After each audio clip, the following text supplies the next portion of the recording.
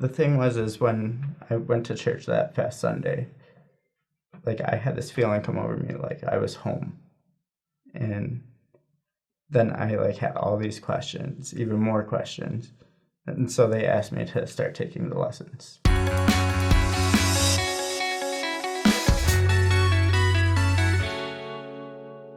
Hey guys, welcome back to another episode of Saints Unscripted, where today we have a very special guest, Josh Hobart. Hi. So Josh is awesome. He's graciously accepted our invitation to have him on the show, and he's going to tell us a little bit about how he found the church, the things that are most meaningful to him, and we're really just going to kind of get his story and see like how it all came to be. So Josh, first of all, where are you from originally? I am from a little town that is about 20 minutes from the Whitmer farm and 20 minutes from the Sacred Grove called Canandaigua. Oh my goodness. So when you were growing up, were you like aware of those church history sites at all or not really? No, not at all. Not at all. Nothing at all. Okay, so what was like your first initial contact with the church? Like, how did you first learn about it? Well, the thing is the missionaries were checking my area. Okay, I've been there. I used to do that. And I had all these questions that I wanted to get answered, and by the time they were able to answer them, my neighbor called the cops on them. Oh no. Boom! Detective Michael's card! That never happened to me, thankfully, but I've heard of that happening sometimes. Yeah. Okay, wait, hold on. So, did you just have questions like, what are they doing out here? Like, they're missionaries, this looks kind of weird. Like, what were your questions? I had seen other YouTube channels before. Okay. And all these questions came to my head. The major question was about polygamy, obviously. Okay, yeah. But I previously was in a church as well, and it was superficial, it felt. It just didn't really match up with what your beliefs and values were. Yeah. So you'd heard some different things about the church, you weren't exactly sure what they were, the significance of our history, and then also there's just these random guys wearing suits knocking doors in your neighborhood, and you're like, what is this all about? And there was something that maybe you were looking for that you weren't finding in your church at the time. So that kind of all set the stage. Okay, so the neighbor calls the cops. What happened from there? The cop came, and the missionaries got nervous and, like, just left. All of a sudden. So I went on to comeontochrist.org and basically referred myself. Oh my gosh. Wait, how did you find that website? Did you just Google it or? They gave me a pass-along card. Okay. And it was for the Holcomore pageant that was going on. And it had that website on there, so. And you just looked it up. Yeah. And you're like, come teach me. That's every missionary's absolute dream, for someone to say, hey, I want to talk to you. That is so cool. So what happened when the missionaries came and it was your first meeting together? Well, they wouldn't meet me at my house because of obviously getting the cops called on them. Okay. So I met them at the church. Okay, yeah. And they told me about the church and gave me a tour of the church. And I showed you around. Yeah, and then they asked me to go to church with them the next Sunday. And I was like, sure, why not? Let's see what it's all about. Right. Were you nervous thinking about going to church for the first time? Not really. Okay. But then they told me that it was stake conference. Oh, okay. Yeah. So I heard a little bit about this part of your story. Do you want to tell them what happened? This was so funny. See, well, the thing is, like, the Palmyra stake, it goes from Lake Ontario all the way down to the Pennsylvania border. Okay. And there was over 600 people there, and I was terrified. Right. It's kind of a shocking first time to go to church. Like, I was, like, paralyzed in my car. I was, like, getting ready to, like, turn the ignition on to, like, leave. And, like, there was this voice that came into my head that was, like, be patient. Oh. So, like, I just waited a little longer, and then I got a message from the missionaries telling me where they were and everything. So I went in and I sat through the stake conference. in the middle of the state conference, they were sign language missionaries. Okay. And I had no idea that they were at first. Okay. But the funny thing is I went to school for American Sign Language. Some say love, it is a razor. So they started signing to each other in the middle of Oh no. state conference, like what to say to me and stuff like that. And I just kept a straight face the whole time. And then all of a sudden, they, at the end of the state conference, I went up to them and I started signing to them. Their faces, like their mouths just dropped and like their faces turned red. Oh my goodness. That is so funny. Oh my gosh. So so this kind of quirky experience happened with the missionaries, but like when you went to church for the first time, what was your impression of just like the messages and like the overall experience? The messages were amazing. We had a Area 70 give a talk at our state conference. Yeah. And it was about failing and like failing fast and then figuring out quicker. And I could just resonate with that, and it was just awesome. I've personally never failed in my life, so I can't resonate with that, but I'm sure that was great. Yeah.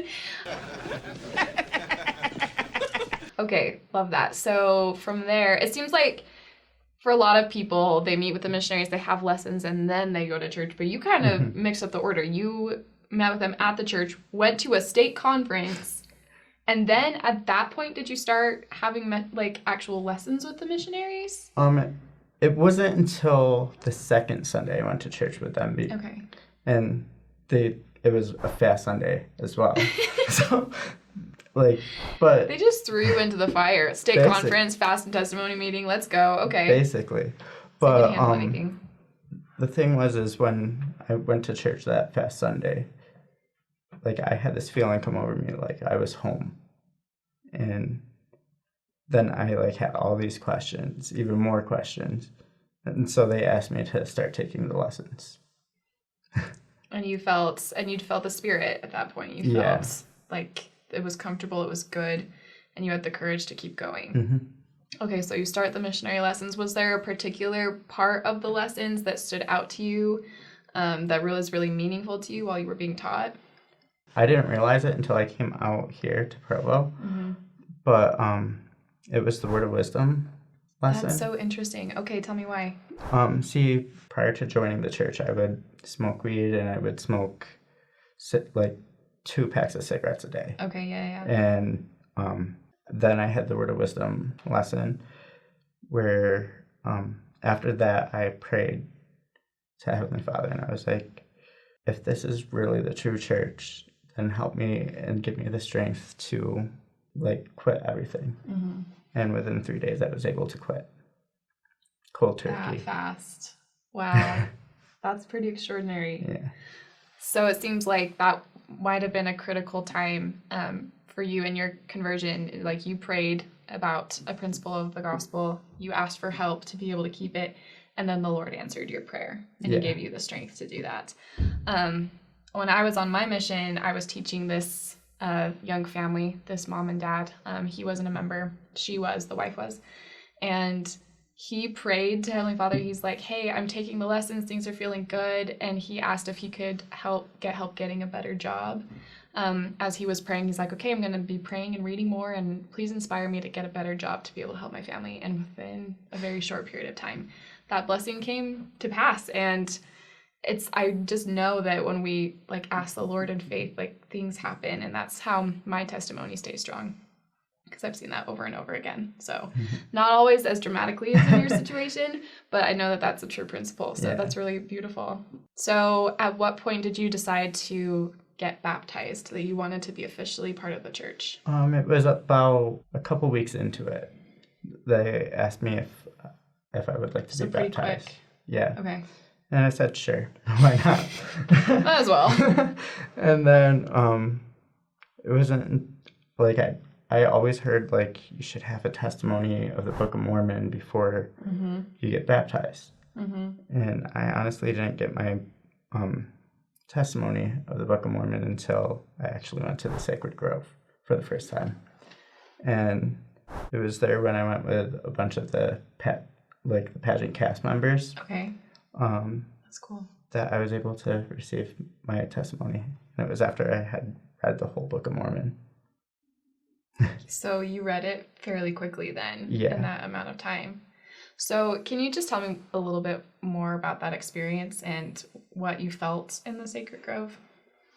When I was in the Sacred Grove, we read out of the Pearl of Great Price. And we read Joseph's first vision.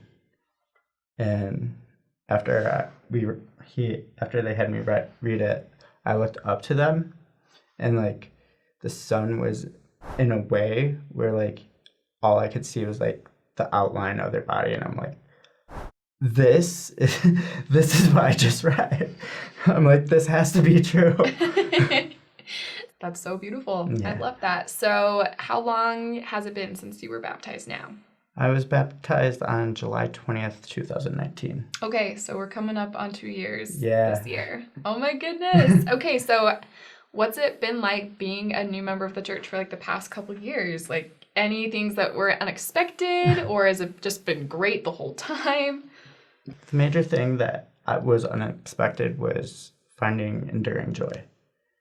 Through like the gospel and through like the Ward family, I was able to have like the happiest year of my life last year because In 2020? yeah, That's unbelievable. yeah, just because I joined the church and was able to actually be happy for once. Other than that, I would go tracting every chance I got with the missionaries. I ended up having a gun pulled on me at one point. Hello. Oh my goodness. People, stop calling cops on missionaries and stop threatening them. They're good kids. Yeah. So, okay. My last question really, I think, would be, what would you say is the difference between happiness now as a member of the church and happiness before you were able to find the restored gospel and know it's true? Honestly, before, I feel like it was like a fake happiness. There was like no substance to it.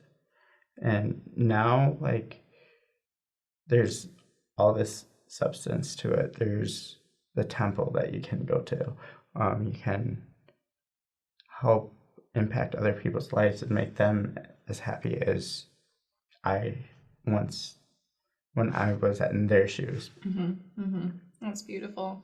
I lied. I have one more question. How has your relationship with Jesus Christ and Heavenly Father, how has that become deeper through this whole experience? It has become insanely deeper. Knowing that there is the Book of Mormon and the Doctrine and Covenants. I love the Doctrine and Covenants, really.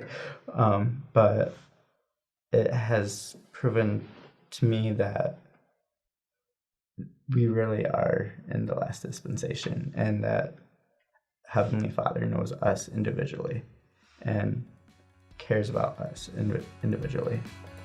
Okay, guys, thank you so much for watching this awesome episode with Josh. Josh, thank you so much for sharing your entire story and just being open with us. We have filmed other conversion stories before, so if you loved this video, we have a lot like it. We'd love for you to go check those out. And any parting thoughts, Josh? Just eat Dirty Bird. And we will see you next time. Bye.